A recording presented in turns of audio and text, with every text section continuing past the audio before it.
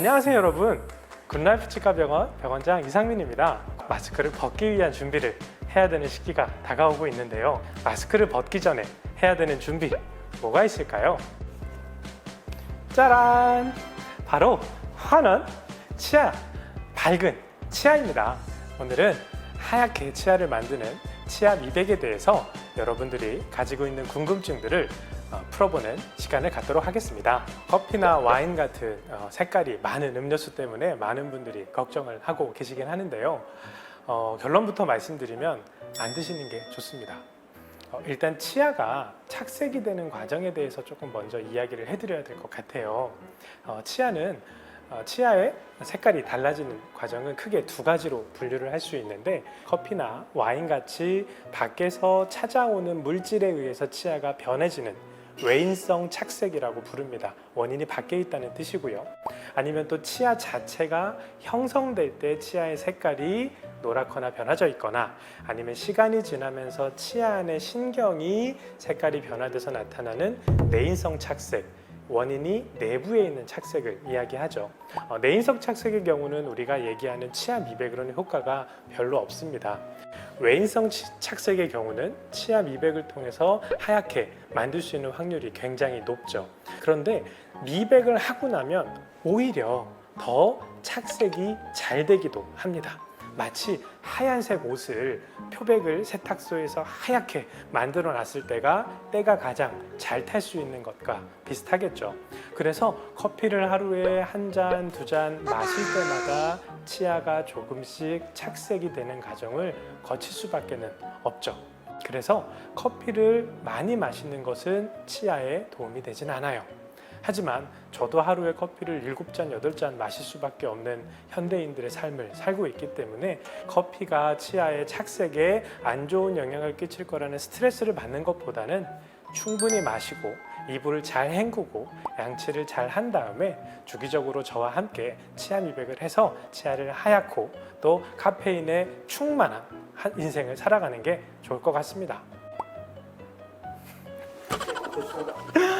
이상해. 원장님은 7잔 드신다고 했는데 네. 바로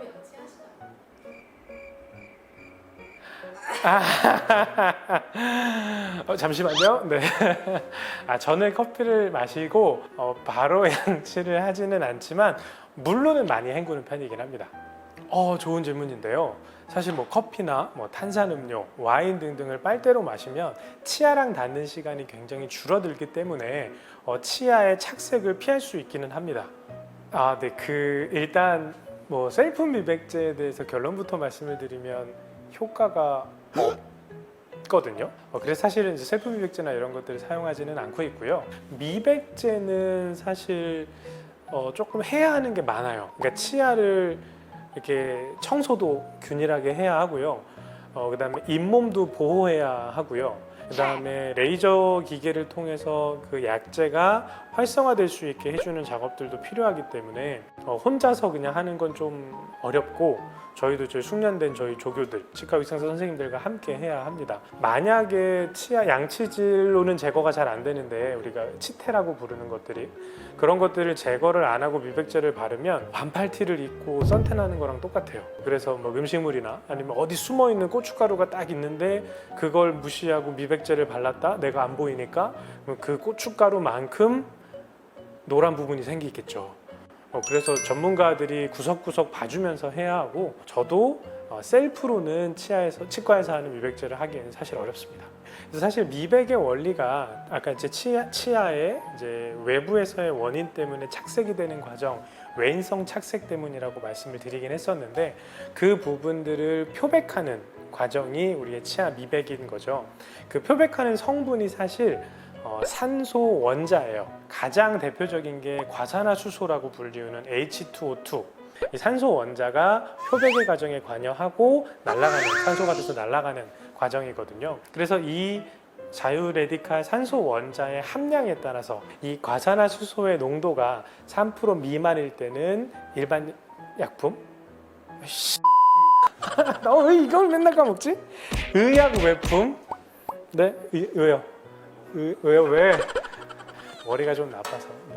네. 3% 미만일 때는 의약 의약품, 3%에서 6%까지는 일반 의약품, 6%가 넘어가면 우리가 전문 의약품으로 분류를 합니다. 그래서 15%까지 과산화수소가 함량되어 있는 게 식약청에서 그러니까 우리나라 식약청 KFDA에서 승인하고 있는 전문 의약품이고요. 15%가 넘어가는 거는 식약청에서 허가 자체가 나오질 않아요. 저희조차도 사용할 수 없는 거죠. 그래서 3%가 안 되는 그런 제품들이 우리가 뭐 공동구매로 온라인에서 산다거나 이러는 건데, 그런 3%안 되는 것들은 사실 치과에서 하는 거의 5분의 1 용량 함량밖에 안 되는 거거든요. 그래서 효과가 굉장히 적을 수밖에는 없고 거의 없다라고 봐도 과언이 아닙니다. 레몬을 치아에 이렇게 문지르면 효과가 있기는 할 것 같아요. 레몬은 결국은 산성 물질이거든요. 그래서 산성 물질을 치아에 닿게 하면 치아 표면에 부식이 일어나면서 치아 표면에 묻어 있는 외인성 착색 물질들도 함께 제거되는 효과가 분명히 있기는 할 겁니다. 다만 그렇게 된 레몬의 산성도가 들쑥날쑥하니까 많이 색소를 빼고 적게 색소를 빼는 부분들이 존재할 거고, 그다음에 그러다가 씨나 레몬 껍질들 노랗게 또 염색되지 않을까요? 추천하고 싶지 않네요. 없습니다. 결국은 우리가 치약 안에 들어있는 그러니까 과산화수소의 함량도 아까 이야기했던 뭐 의약외품이나 뭐 전문의약품, 뭐 일반 의약품 이런 기준들에 의해서 정해지기 때문에 이 치약도 결국은 전문의약품이 될 수 없거든요. 그리고 치약에는 생각보다 많은 성분들이 들어있어요. 알갱이들이나 세균들에 대한 마모제, 항균제, 세척제 등등등이 들어있어서 과산화수소가 할 수 있는 역할도 적고, 그래서 안 하는 것보다는 낫겠지만 그렇게 한다고 해서 인간의 눈에 차이를 느낄 수 있을 정도의 효과를 누릴 수 있는가는 사실 미지수라고 생각을 하고요. 물론 뭐 미백의 효과를 원하는 분들한테는 저희가 추천을 드리기는 하지만, 양치를 잘하기 위한 치약은 그 본연의 목적에 충실한 아이를 사용하고 그리고 스케일링과 치아 미백이라는 또 본연의 목적에 맞는 단계들을 밟아 나가는 게 훨씬 이롭지 않을까, 이도저도 아닌 제품을 사용하게 될 수도 있다고 생각합니다. 이제 병원에서 하는 우리가 이제 전문가 미백이라고 부르는 과정인데 크게 4가지 방향으로 진행이 됩니다. 첫 번째는 일단 치아와 잇몸이 건강하게 깨끗해지는 과정, 우리가 소위 스케일링이라는 부르는 과정과 치아 표면에 치태, 음식물이랑 세균들이 있는 것을 제거하는 클렌징의 과정이 들어가고요. 두 번째 과정은 아무리 잇몸이 깨끗하고 건강해도 여전히 이 미백제가 잇몸에 닿으면 화상을 입을 수 있기 때문에 잇몸을 보호하는 과정을 거치게 됩니다. 그리고서 세 번째는 이제 미백제를 고루 치아 표면에 도포를 하고 안 되는 부분이 없이 잘 도포를 하는 과정, 그리고 미백제 자체로서도 과산화수소가 물과 산소 라디칼로 바뀌면서 치아를 표백하는 과정들을 거치게 되지만, 그 과정에서 온도가 높아지고 레이저의 빛들이 들어오면 조금 더 활성이 많이 되거든요. 그래서 레이저 기계를 통해서 그 활성도를 증진시키는 과정, 그렇게 4가지 과정이 진행이 되고, 이 과정을 하나의 사이클이라고 보통 불러서 15분에서 20분 정도 한 약제를 통해서 하게 됩니다. 이거를 3사이클에서 혹은 4사이클 정도를 하는 걸 하나의 미백 과정이라고 사실 부르게 되고, 다 마무리가 되면 이제 상황에 따라서 치아 표면을 보호해주는 약제나 잇몸을 보호해주는 약제를 바르는 것으로 마무리됩니다. 이 과정을 끝나고 나면 이제 우리가 홈블리칭 아니면 이제 자가 미백이라는 과정들도 있는데, 이제 깨끗해지고 한번 미백이 되어 있는 상태에서 치아에 맞는 틀을 저희가 만들어 드리면 거기에다가 자가 미백제 약제를 쌓아서 집에서 추가적으로 리터치 개념으로 색깔 변화를 막는 이제 홈블리칭이라는 과정도 집에서 할 수 있죠. 근데 사실 이거는 사람마다 좀 다른 것 같아요. 환자들이 뭐 예를 들어서 우리한테 스케일링 얼마 만에 한 번씩 하나요? 이런 질문들도 하시는데, 밥 먹고 음식물 많이 끼시면 좀 빨리 하는 게 좋고요. 잘 안 끼고 양치 잘 하시면 좀 늦게 하셔도 되거든요. 마찬가지로 치아도 착색이 잘 되는 사람이 있고 착색이 잘 안 되는 사람이 있기 때문에 그리고 또 사람의 식습관에 따라서도 커피를 많이 마시고 와인도 많이 마시고 뭐 홍차나 이런 착색을 유발하는 아이들을 많이 마시는 경우에는 미백 과정을 좀 빠르게 하는 게 맞을 것이고, 그게 아니면 좀 천천히 하는 게 맞을 겁니다.